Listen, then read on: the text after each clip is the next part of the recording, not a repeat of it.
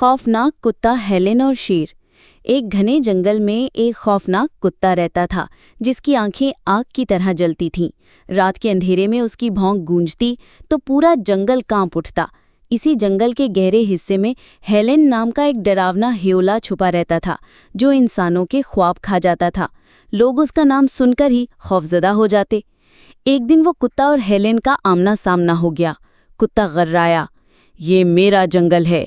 Helen کہا مار کر بولا، اب یہ جنگل میرا ہے۔ دونوں کی آوازوں سے پہاڑ لرز گئے۔ جیسے ہی وہ لڑنے کو تیار ہوئے، ایک خوفناک شیر دھاڑتا ہوا سامنے آ گیا۔ اس کی دھاڑ نے کتے اور ہیلن دونوں کو خاموش کر دیا۔